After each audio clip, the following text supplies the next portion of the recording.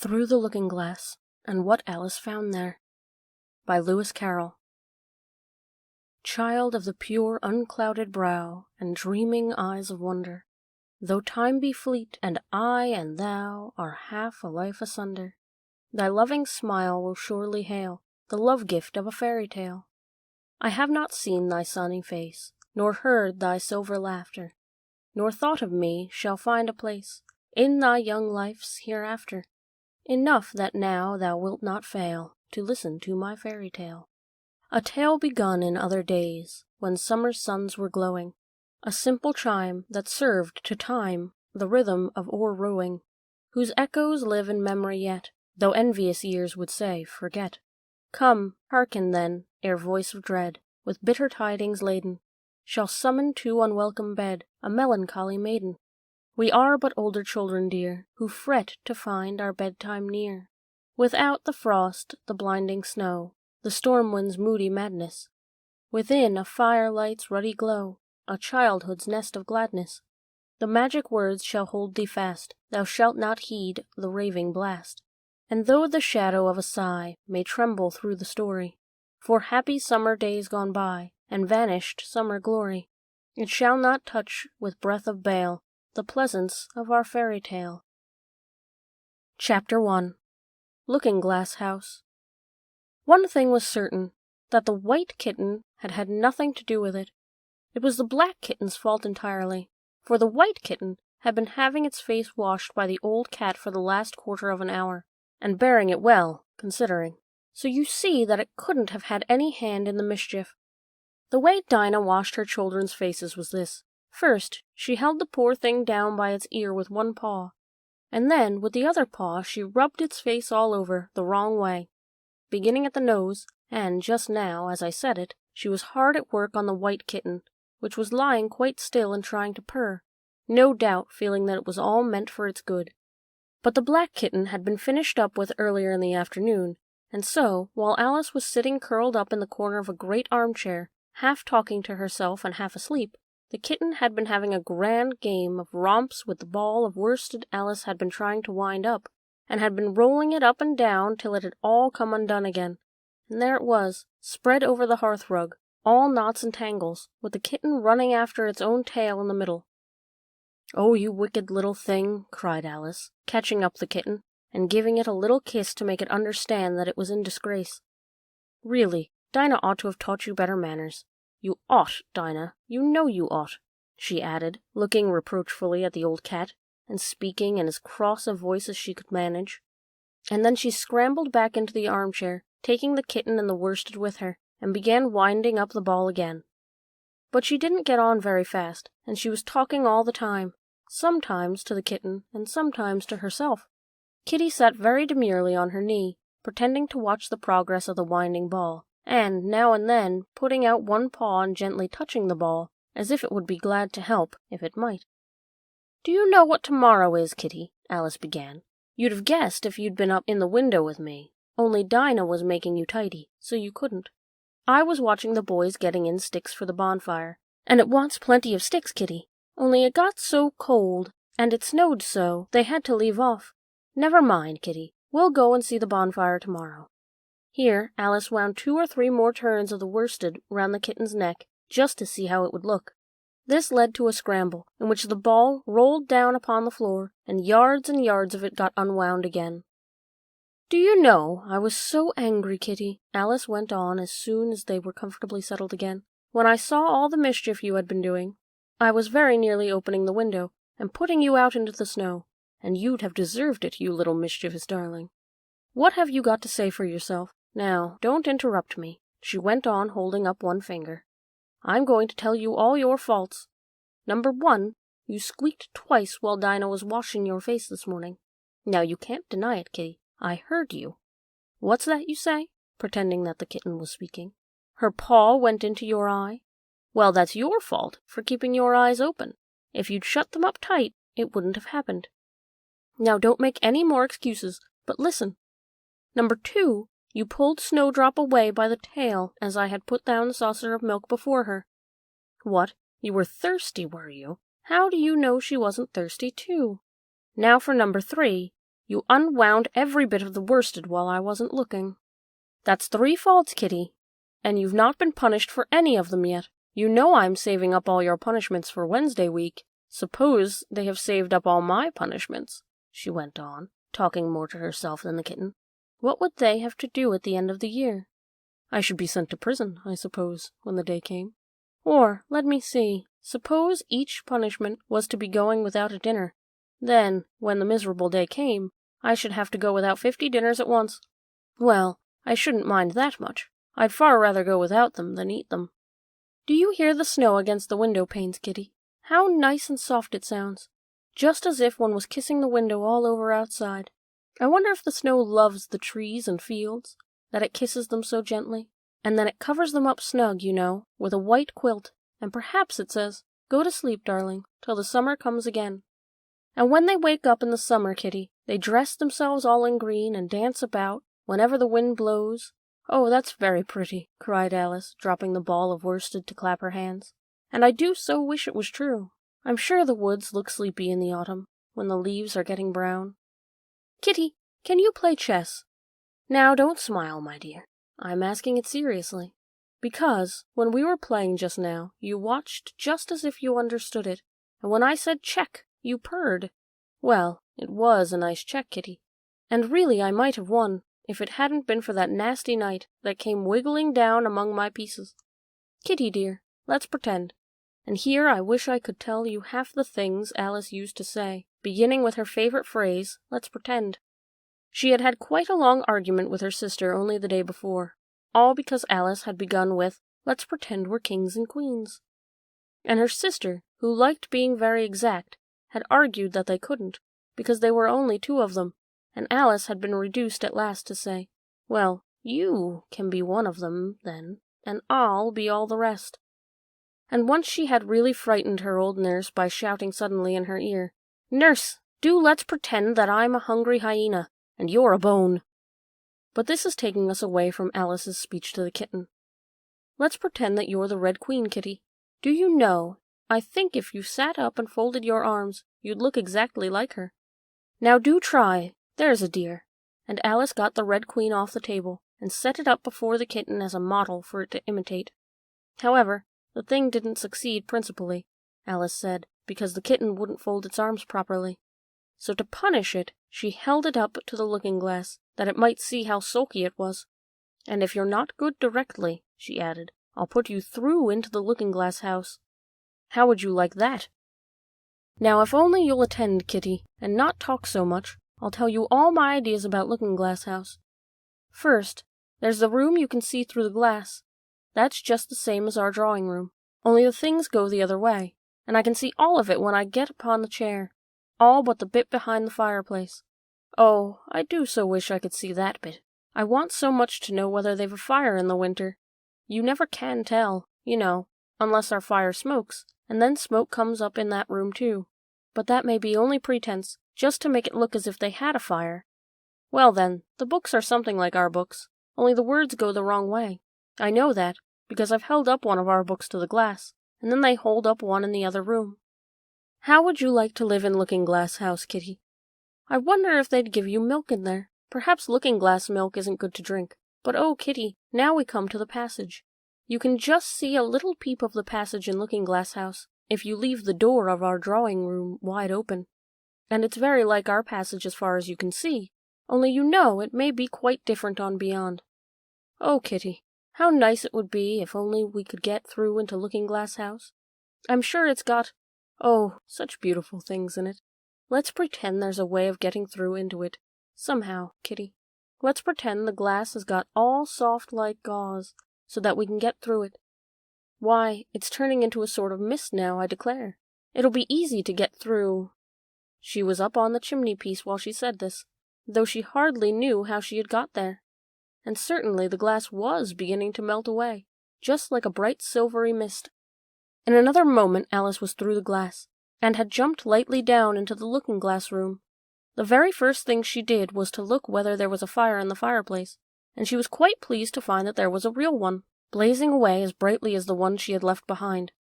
So I shall be as warm here as I was in the old room, thought Alice. Warmer, in fact, because there will be no one here to scold me away from the fire. Oh, what fun it'll be, when they see me through the looking-glass in here, and can't get at me." Then she began looking about, and noticed that what could be seen from the old room was quite common and uninteresting, but that all the rest was different as possible. For instance, the pictures on the wall next to the fire seemed to all be alive, and the very clock on the chimney-piece, you know you can only see the back of it in the looking-glass, had got the face of a little old man, and grinned at her. "They don't keep this room so tidy as the other," Alice thought to herself, as she noticed several of the chessmen down on the hearth, among the cinders. But in another moment, with a little "oh!" of surprise, she was down on her hands and knees watching them. The chessmen were walking about, 2 and 2. "Here are the Red King and the Red Queen," Alice said, in a whisper for fear of frightening them. "And there are the White King and the White Queen sitting on the edge of a shovel. And here are the 2 castles walking arm in arm. I don't think they can hear me," she went on, as she put her head closer down. "And I'm nearly sure they can't see me. I feel somehow as if I were invisible." Here something began squeaking on the table behind Alice, and made her turn her head just in time to see one of the white pawns roll over and begin kicking. She watched it with great curiosity to see what would happen next. "It is the voice of my child," the White Queen cried out as she rushed past the king, so violently that she knocked him over among the cinders. "My precious Lily, my imperial kitten," and she began scrambling wildly up the side of the fender. "Imperial fiddlestick," said the king, rubbing his nose, which had been hurt by the fall. He had a right to be a little annoyed with the queen, for he was covered with ashes from head to foot. Alice was very anxious to be of use.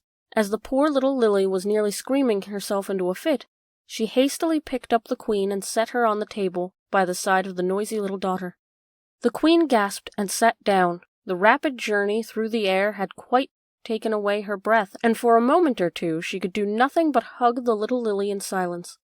As soon as she had recovered her breath a little, she called out to the White King, who was sitting sulkily among the ashes, "Mind the volcano!"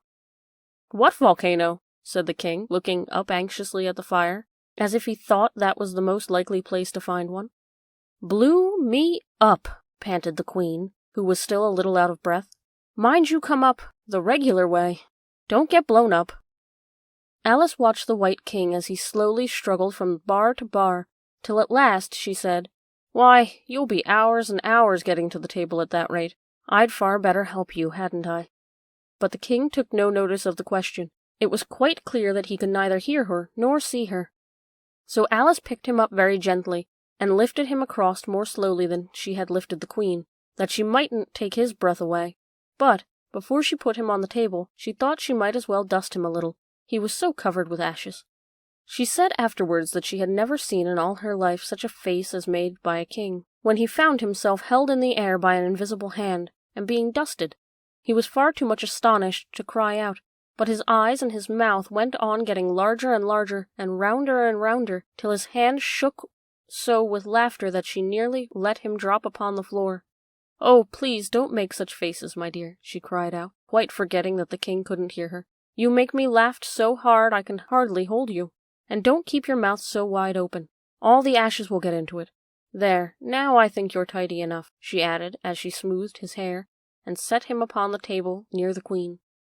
The king immediately fell flat on his back, and lay perfectly still, and Alice was a little alarmed to see what she had done, and went round the room to see if she could find any water to throw over him. However, she could find nothing but a bottle of ink, and when she got back with it, she found he had recovered, and he and the queen were talking together in a frightened whisper, so low that Alice could hardly hear what they said.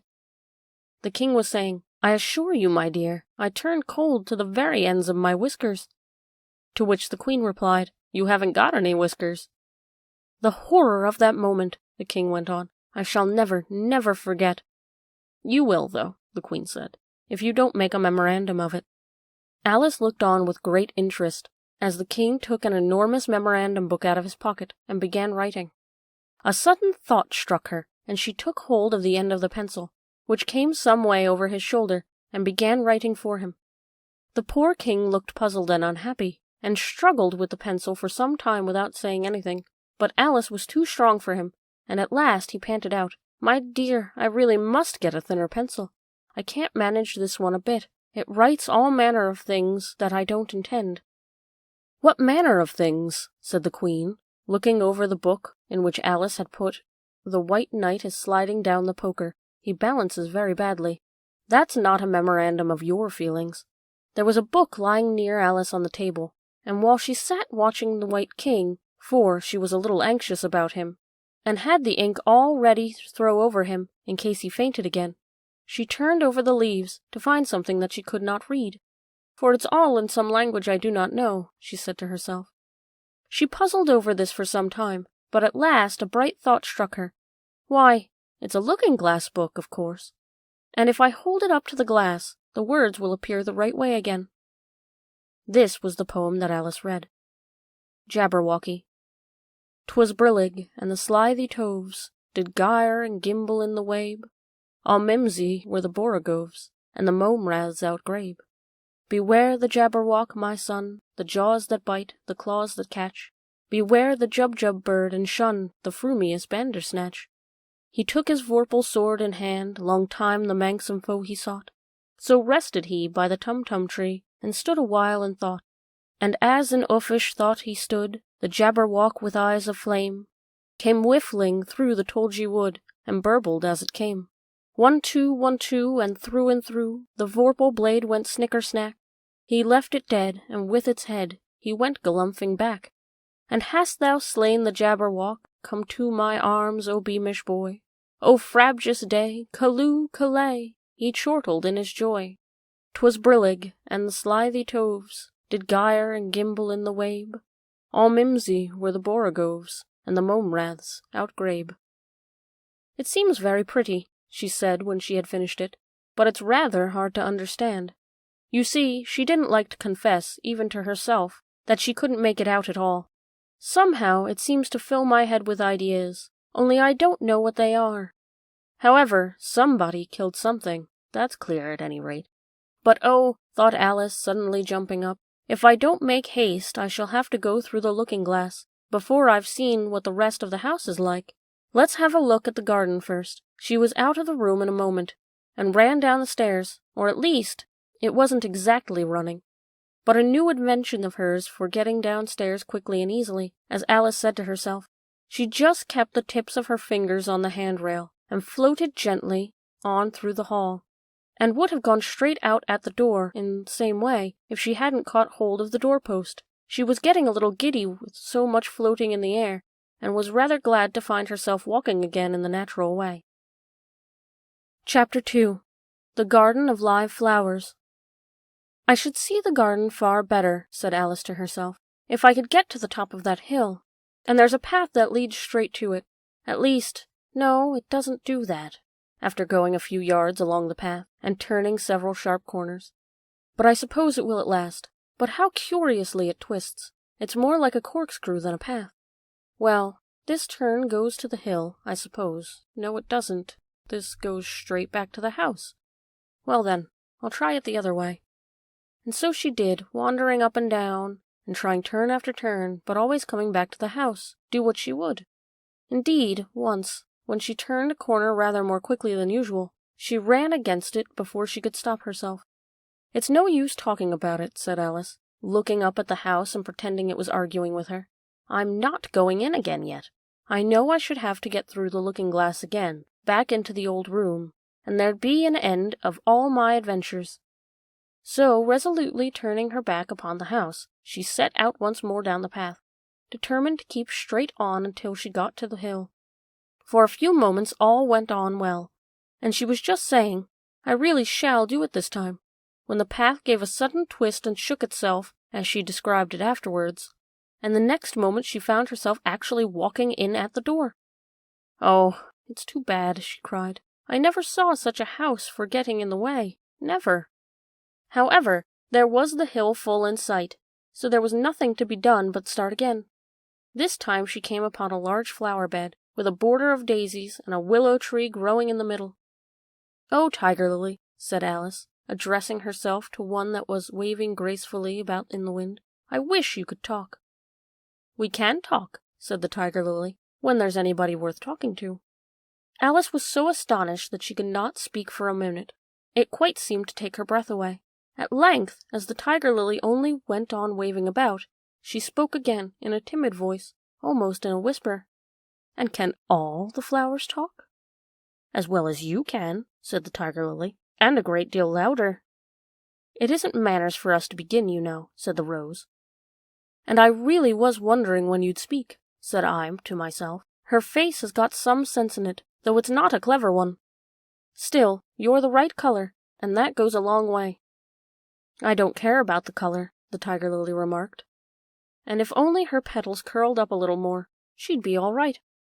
Alice didn't like being criticized, so she began asking questions. "Aren't you sometimes frightened at being planted out here, with nobody to take care of you?" "There's the tree in the middle," said the rose. "What else is it good for?" "But what could it do if any danger came?" Alice asked.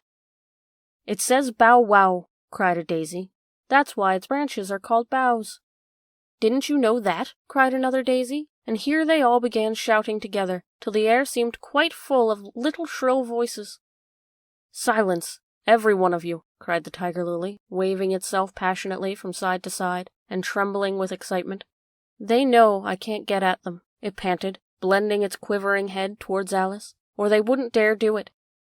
"Never mind," Alice said in a soothing tone, and stooping down to the daisies, who were just beginning again, she whispered, "If you don't hold your tongues, I'll pick you."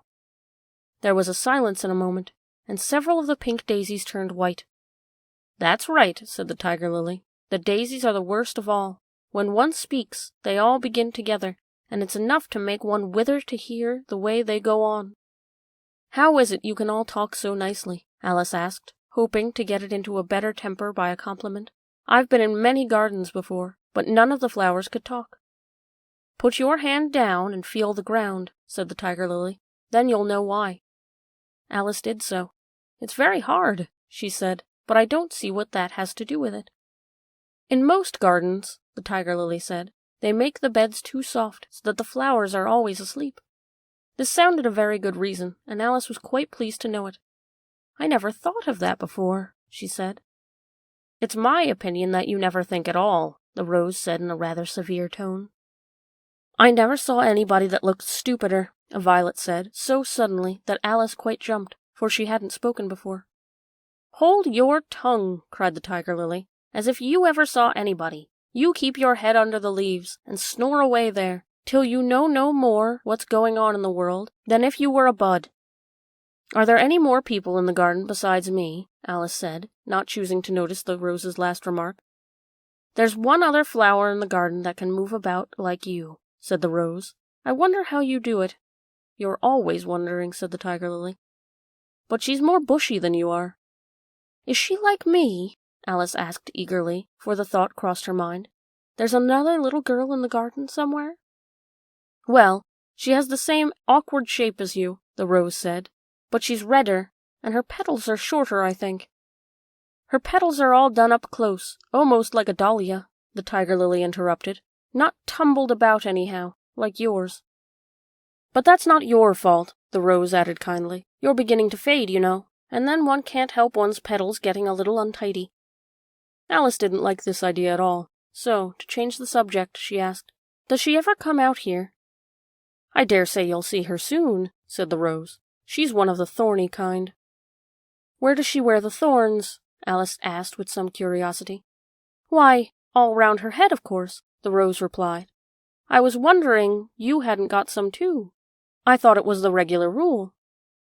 "She's coming," cried the larkspur. "I hear her footstep, thump, thump, thump, along the gravel walk." Alice looked round eagerly, and found that it was the Red Queen. "She's grown up a good deal," was her first remark. She had indeed. When Alice first found her in the ashes, she had been only 3 inches high, and here she was, half a head taller than Alice herself. "It's the fresh air that does it," said the rose. "Wonderfully fine air it is out here." "I think I'll go and meet her," said Alice, for, though the flowers were interesting enough, she felt that it would be far grander to have a talk with a real queen.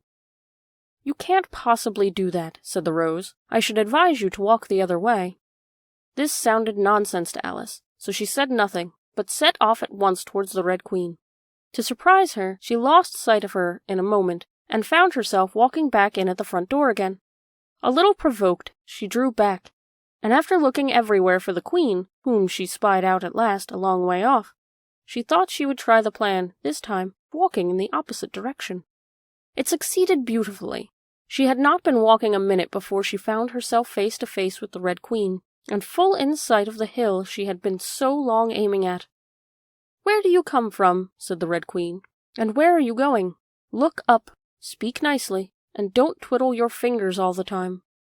Alice attended to all these directions, and explained, as well as she could, that she had lost her way. "I don't know what you mean by your way," said the Queen. "All ways about here belong to me. But why did you come out here at all?" she added in a kinder tone. "Curtsy while you're thinking what to say. It saves time." Alice wondered a little bit, but she was too much in awe of the Queen to disbelieve it. "I'll try it when I go home," she thought to herself, "the next time I'm a little late for dinner." "It's time for you to answer now," the Queen said, looking at her watch. "Open your mouth a little wider when you speak, and always say 'Your Majesty.'" "I only wanted to see what the garden was like, Your Majesty." "That's right," said the Queen, patting her on the head, which Alice didn't like at all. "Though, when you say garden, I've seen gardens, compared with which this would be a wilderness." Alice didn't dare argue the point, but went on. "And I thought I'd try to find my way to the top of that hill." "When you say hill," the Queen interrupted, "I should show you hill, in comparison with which you'd call that a valley." "No, I shouldn't," said Alice, surprised and contradicting her at last. "A hill can't be a valley, you know. That would be nonsense." The Red Queen shook her head. "You may call it nonsense if you like," she said, "but I've heard nonsense, compared with which that you would be as sensible as a dictionary." Alice curtsied a little, as she was afraid from the Queen's tone that she was a little too offended, and they walked on in silence till they got to the top of the hill. For some minutes Alice stood without speaking, looking out in all directions over the country, and a most curious country it was. There were a number of little tiny brooks running straight across it from side to side, and the ground between was divided up into squares by a number of little green hedges that reached from brook to brook. "I declare it's marked out like a chessboard," Alice said at last. "There ought to be some men moving about somewhere, and so there are," she added with a tone of delight, and her heart began to beat quick with excitement as she went on. "It's a great huge game of chess that's being played all over the world, if this is the world at all, you know. Oh, what fun it is! How I wish I was one of them. I wouldn't mind being a pawn, if only I might join, though of course I should like to be a queen best."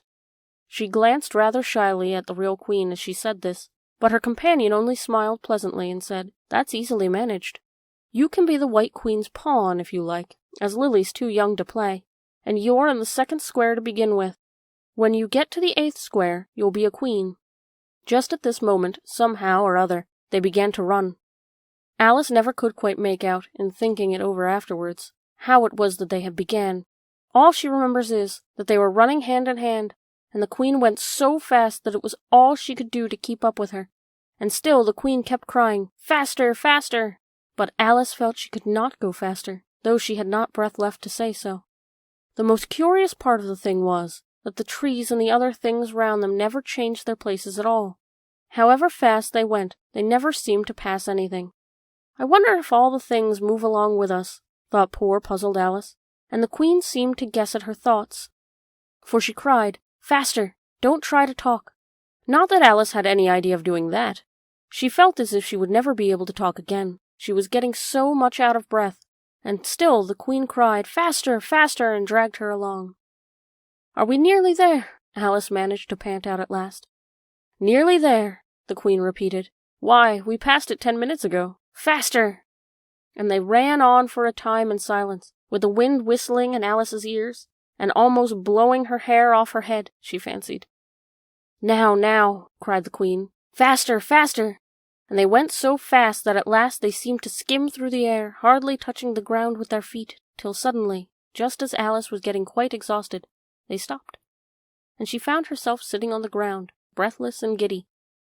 The Queen propped her up against a tree, and said kindly, "You may rest a little now." Alice looked around her in great surprise. Why, I do believe we've been under this tree the whole time. Everything's just as it was." "Of course it is," said the Queen. "What would you have it?"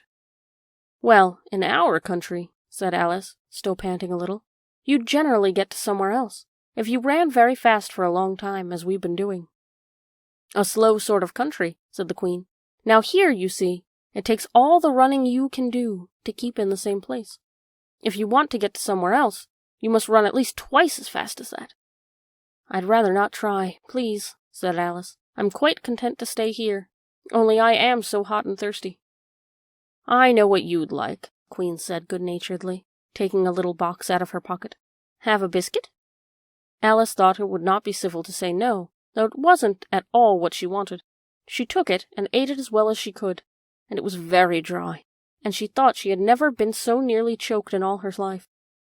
"While you're refreshing yourself," said the Queen, "I'll just take the measurements." And she took a ribbon out of her pocket, marked in inches, and began measuring the ground, sticking little pegs in here and there. "At the end of 2 yards," she said, putting a peg to mark the distance, "I shall give you your directions. Have another biscuit?" "No, thank you," said Alice. "One's quite enough." "Thirst quenched, I hope?" Alice did not know how to say this, but luckily the Queen did not wait for an answer, but went on. "At the end of 3 yards I shall repeat them, for fear of you forgetting them. And at the end of 4 I shall say goodbye. And at the end of 5 I shall go." She had got all the pegs put in by this time, and Alice looked on with great interest as she returned to the tree, and then began slowly walking down the row. At the 2-yard peg she faced round and said, "A pawn goes 2 squares in its first move, you know, so you'll go very quickly through to the 3rd square, by railway, I should think. And you'll find yourself in the 4th square in no time. Well, that square belongs to Tweedledee and Tweedledum. The 5th is mostly water. The 6th belongs to Humpty Dumpty. But you make no remark?" I didn't know I had to make one, just then," Alice faltered out. "You should have said, 'It's extremely kind of you to tell me all this. However, we'll suppose it said, "The 7th square is all forest. However, one of the knights will show you the way. And in the 8th share we shall be queens together, and it's all feasting and fun." Alice got up and curtsied, and sat down again. At the next peg, the Queen turned round, and this time she said, "Speak in French when you can't think of the English for a thing. Turn out your toes as you walk, and remember who you are." She did not wait for Alice to curtsy this time, but walked on quickly to the next peg, where she turned for a moment to say goodbye, and then hurried on to the last. How it happened Alice never knew, but exactly as she came to the last peg, she was gone.